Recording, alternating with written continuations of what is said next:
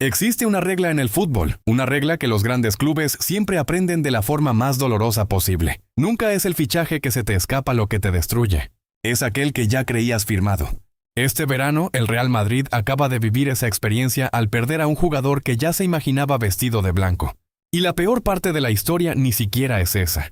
Lo peor es que ese jugador no se fue a cualquier club. Se unió al eterno enemigo, al rival de siempre. El que ahora tiene en sus manos la pieza que Madrid buscaba desesperadamente desde hace 2 años, un solo jugador.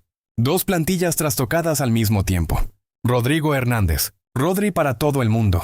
Balón de Oro 2024, campeón del mundo con España este verano tras una final que quitó el aliento contra Argentina, ganada en la prórroga gracias a un gol de Ferran Torres. Uno de los mejores centrocampistas del mundo. Sin duda, el único capaz de hacer respirar a todo un equipo con solo tocar el balón. Durante 2 semanas, algo parecía seguro en España. Rodri iba a fichar por el Real Madrid. Los periódicos madrileños hablaban de ello como si fuera pura formalidad. Los aficionados ya se imaginaban la alineación de la próxima temporada con él en el corazón del juego. Incluso dentro del club ya no se discutía si la operación se haría, sino cuándo se anunciaría oficialmente. ¿Cómo pudo un fichaje que todos daban por hecho desmoronarse tan bruscamente? ¿Cómo pudo el Real Madrid, con su poder económico, su historia, su camiseta que siempre había bastado para convencer a los mejores jugadores del mundo, dejarse adelantar por su mayor rival? Para entender esta historia primero hay que retroceder 2 años, hasta el punto exacto donde todo comenzó. Cuando Toni Kroos colgó las botas en 2024, todos sabían que el Real Madrid perdía a un jugador excepcional.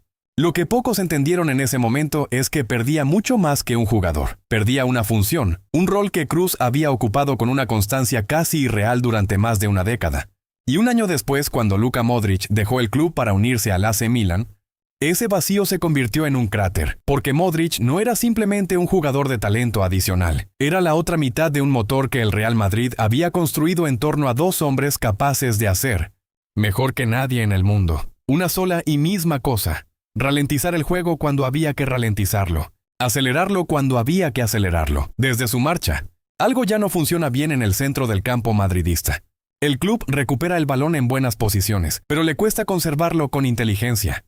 Lo devuelve demasiado rápido, con demasiada facilidad al rival, no por falta de calidad individual, sino por falta de ese jugador capaz de recibir el balón bajo presión y transformar el caos en orden. El club ha intentado remendar este problema con los medios a su alcance.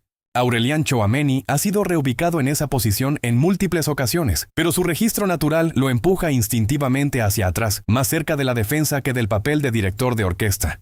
Eduardo Camavinga tiene piernas, potencia, ganas, pero todavía no esa lectura del juego, esa capacidad de ralentizar un partido con la sola fuerza de su presencia. Jude Bellingham, por su parte, fue fichado para atacar el área rival, no para quedarse retrasado organizando.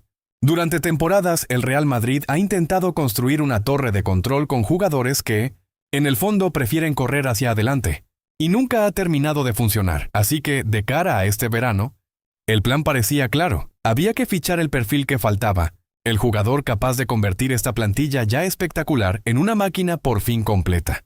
Y un solo nombre hacía la unanimidad en los pasillos del club: Rodri. Para entender la magnitud de lo que Madrid creía tener asegurado, hay que entender lo que Rodri representa realmente sobre el terreno de juego. No es solo un recuperador de balones, no es solo un jugador que encadena pases exitosos. Rodri controla un partido casi como un director controla una película. Decide el ritmo, decide qué debe ocurrir ahora y qué debe esperar. Dale el balón en su propia mitad del campo, y al instante todo el equipo parece respirar más lento, con más calma. Es una cualidad extremadamente rara en el fútbol moderno, donde todo va cada vez más rápido, y todos lo sabían en Madrid como en cualquier otro lado, incluidos los más altos directivos del club. Hay también una dimensión humana, casi novelesca. En el reciente recorrido de Rodri, al comienzo de la temporada 2024-2025, sufrió una grave lesión de rodilla, una rotura de ligamentos cruzados que lo mantuvo alejado de las canchas durante casi un año. Un golpe durísimo para el mejor centrocampista defensivo del mundo, reducido de la noche a la mañana al papel de espectador. Y luego regresó. Recuperó su lugar en la selección española y llevó a España hasta el título mundial. En pocas semanas, todas las dudas sobre su estado físico se disiparon. Rodri es también un capitán en el sentido más completo de la palabra. La voz que estructura una línea defensiva, que mantiene la serenidad en un vestuario cuando una temporada empieza a torcerse.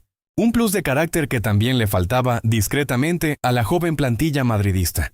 Y sobre el papel tenía buenas razones para creerlo. Durante meses, en España, la única pregunta real en torno a este asunto parecía ser el monto del traspaso, no el destino. Y ahí, precisamente, es donde todo empezó a resquebrajarse sin que nadie se diera realmente cuenta en el momento. El Real Madrid nunca negoció este fichaje como un club que teme perder a su objetivo. Lo negoció como un club que cree que ya lo tiene ganado. Los rumores que llegaban desde la capital española tenían un tono particular, menos el de una carrera contra el reloj que el de una simple cuenta regresiva antes del anuncio oficial. Madrid había construido una oferta sólida en torno a los 50 millones de euros, según varias fuentes, antes de instalarse cómodamente, convencido de que el Manchester City terminaría cediendo. Incluso a principios de agosto, buena parte de la prensa madrileña seguía afirmando que Rodri solo podía dejar Inglaterra para unirse al Santiago Bernabéu y que ningún otro destino podía pasarle seriamente por la cabeza. Pero esa seguridad tiene un precio, vuelve lento. Y la lentitud es precisamente lo que no te puedes permitir cuando, al otro lado del país, un rival de repente empieza a acelerar, y el FC Barcelona aceleró por una razón que nadie había visto venir. Frenkie de Jong volvió del Mundial lesionado de la rodilla. En lugar de pasar por el quirófano, optó por un tratamiento conservador, una decisión que lo dejó en duda para buena parte del arranque de temporada. De un día para otro, Hansi Flick se encontró con un centro del campo amputado de uno de sus referentes. Un club que semanas antes afirmaba públicamente que no pensaba invertir en esa posición se vio obligado a hacerlo. Y mientras el Real Madrid esperaba pacientemente a que bajara el precio, el FC Barcelona fue a buscar a Rodri justo donde Madrid nunca pensó que tendría que defenderse, en el vestuario de la selección española. He aquí, sin duda, el detalle más doloroso de toda esta historia para los aficionados madridistas. Una parte importante de los campeones del mundo españoles juega en el FC Barcelona. Pedri, Gavi, Lamine Yamal, Dani Olmo, Ferran Torres. Todo un grupo que acababa de pasar varias semanas, día y noche, junto a su capitán de selección. Hicieron un trabajo de lobby que ningún agente, ninguna campaña mediática podría haber logrado.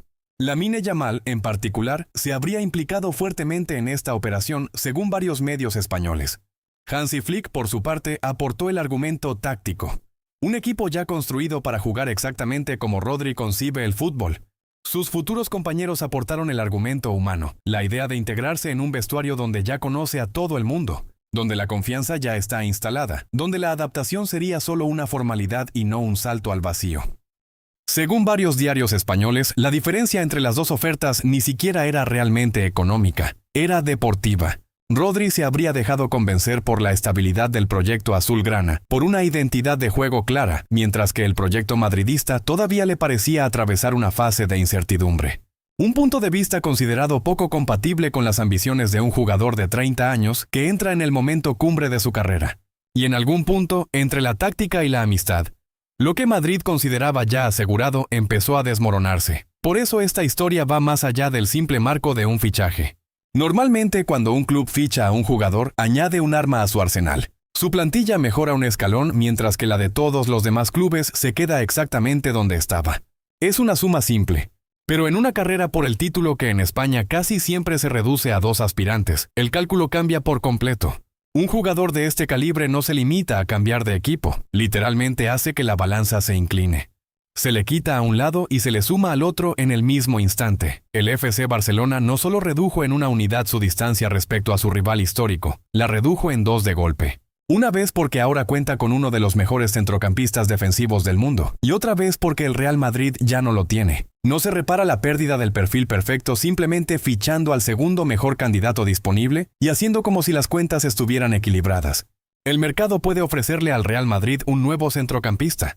No puede devolverle la certeza que acaba de dejar escapar entre los dedos. Entonces, ¿engañó Rodri al Real Madrid? En realidad no.